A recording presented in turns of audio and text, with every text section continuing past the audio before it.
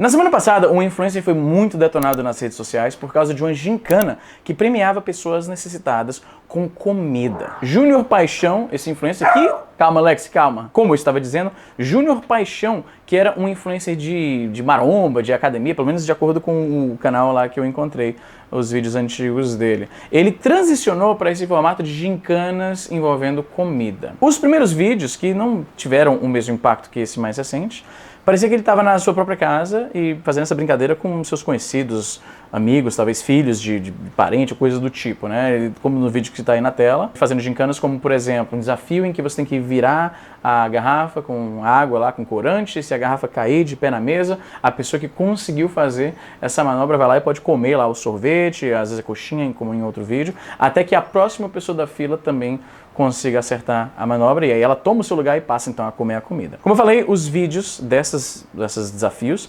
não tiveram o mesmo impacto, não causaram a mesma confusão na internet. Não foi a mesma coisa com esse vídeo mais recente. Está aí na tela, como eu estava mencionando, você vê uma fila de pessoas de aparente classe mais baixa, né, gente mais humilde, em mais necessidade. E a brincadeira consistia em entregar 3 bolas coloridas para o participante. Ele joga, elas vão lá num percurso, descem uns degraus, caem num separador, que nem aquelas máquinas de patinco que tem na Ásia, bem comum.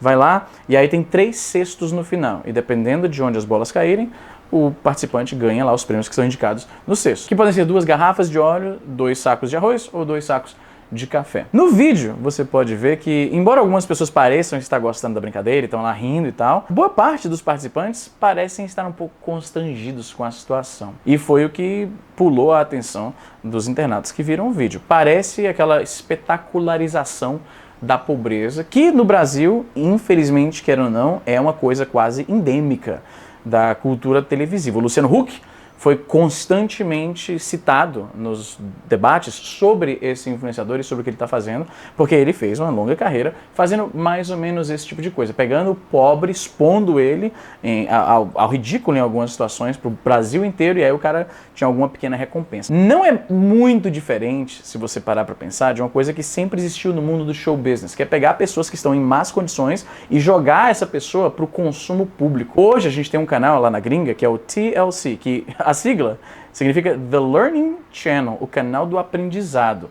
Mas na verdade já tem um bom tempo que esse canal só mostra realities em que pessoas estão em situações bem tristes mesmo, bem lamentáveis. Pessoas que, por exemplo, acumulam lixo dentro de casa, pessoas que engordam até um ponto assim que elas não conseguem mais se levantar de uma cama. Cai naquele mesmo formato de explorar a desgraça humana. Então, por causa disso, o Júnior Paixão foi muito condenado. Não foi unânime, porque as coisas na internet raramente são. A gente viu também algumas pessoas, não muitas, pelo menos na minha bolha pareceu que ele foi unanimemente criticado.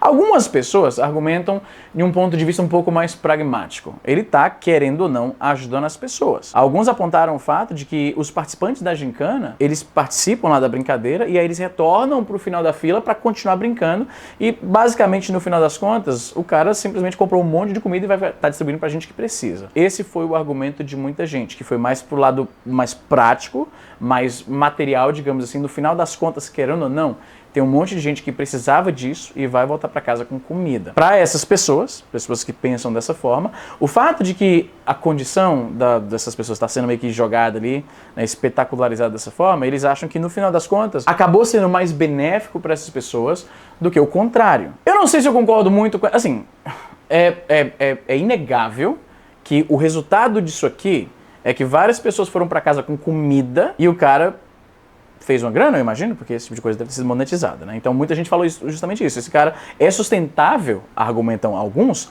porque se o cara continuar tirando grana com isso, se continuar dando visibilidade, e certamente deu, porque como eu falei, esse tipo de gincana ele já fazia há algum tempo. Nesse caso, por ter envolvido gente de baixa renda, foi o que parece que sensibilizou muitos internautas. E uma coisa não dá para negar, ele realmente conseguiu muito impacto. Eu não acho que ele tá capitalizando bem em cima disso, porque para fazer a pesquisa desse vídeo eu procurei as redes sociais, procurei o canal dele, e o canal de onde eu encontrei esses vídeos eu fiquei em dúvida se é um canal de reupload ou coisa parecida, porque esse vídeo, por exemplo, não pode ser encontrado no canal dele. E eu tive uma certa dificuldade de encontrar nas outras redes sociais, então não sei se ele tá capitalizando bem em cima disso. Depois que eu terminei de gravar o vídeo, eu descobri por que eu não tava encontrando o conteúdo do Júnior Paixão, porque eu tava procurando no lugar errado. Esse é o TikTok dele, é onde se encontram os vídeos, e como você pode ver, vários deles não viralizaram, não deram nenhum tipo de controvérsia.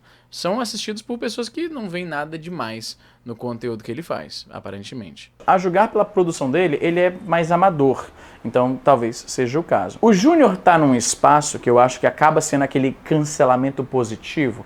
Quando você não faz algo que é, assim, ofensivo bastante para encerrar uma carreira, mas chama muita atenção e divide as pessoas nesse debate que a pessoa não vai conseguir entrar em acordo sobre se isso aqui é uma coisa, no final das contas, positiva para o mundo, de forma material ou não. Só que não é negativo bastante para que o cara seja odiado.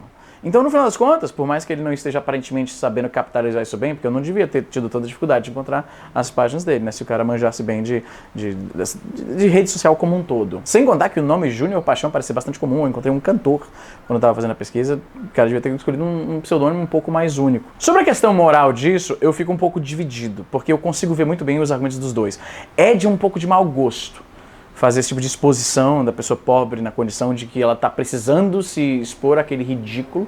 Só que aí me parece que eu tô falando pelos caras.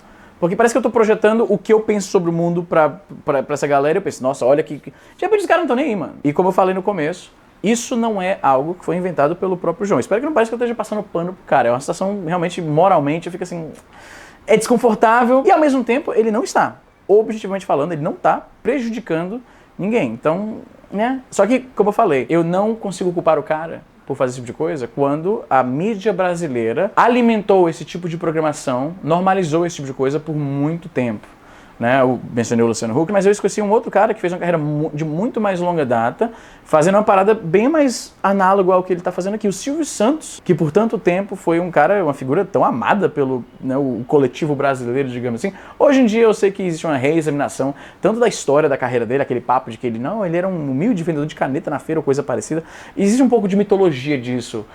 No inglês a gente tem o termo self-made man, ou às vezes self-made millionaire, self-made billionaire. Nessa hora eu te lembro que se você está precisando de ajuda com o seu inglês, eu agora sou mentor na língua. Se você já fala inglês, mas precisa dar aquele, melhorada na fonética, se sentir mais confiante quando vai fazer uma entrevista de emprego bilíngue, é para isso que eu tô aqui. E se você tem curiosidade de como é uma aula minha, se liga, é assim. That's a concept that I find very interesting, right? The ship of Theseus. If you take something apart, in this case a ship, you take all of its parts, right? At what point does it stop being the original item, right? So I guess the question there is, where is the essence of the identity of that thing? If you take a car apart, you take its tires, then you take the engine, you take everything apart and you replace it with new parts, at what point does it cease to be the original car? And there isn't really an answer for it. That's why it's a dilemma. And in Cyberpunk, it's one of the many interesting themes that you often find in the genre, right? Along with a lot of other things, you have that debate. When does someone stop being that person because too many of their body parts have been replaced by artificial replicas? That is the central thesis of a movie like Ghost in the Shell.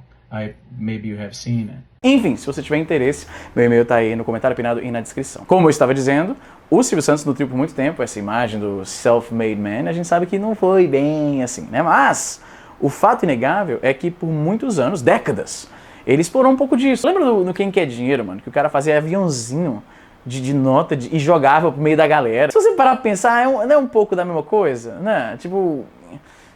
Então eu fico pensando, se o cara cresceu vendo esse tipo de coisa, e na época a gente não examinava como, nossa, que exploração da pobreza e tal, da condição dessas pessoas que se prestam a papéis ridículos para obter o sustento e tal, porque não tem outra escolha. Eu entendo essa visão, eu entendo realmente. Mas se o cara cresceu vendo esse tipo de coisa na TV, sem nenhum tipo de análise crítica, não me surpreende de forma nenhuma ele ir lá e reproduzir esse tipo de coisa. Eu, como eu falei, não consegui encontrar muito rapidamente ali as redes sociais do cara, eu não sei qual foi a declaração dele em relação a isso, e já tem um tempinho, né? Tem coisa de uma semana, como eu falei, essas polêmicas na internet passam até relativamente rápido, mas eu tô bem curioso sobre a sua opinião.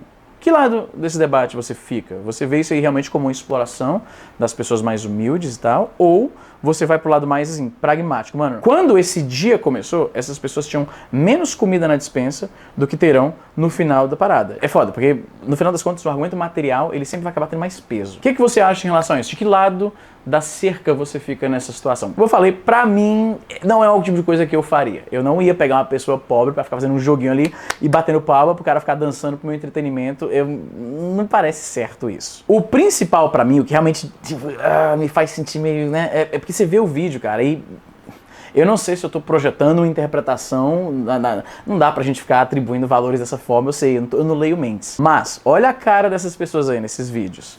A impressão que me passa é que eles preferiam não estar fazendo essa palhaçada de influência com camerazinho e o caralho, mas precisam dessa comida e estão lá se prestando a esse papel. É o que me faz sentir um pouco desconfortável com a coisa toda.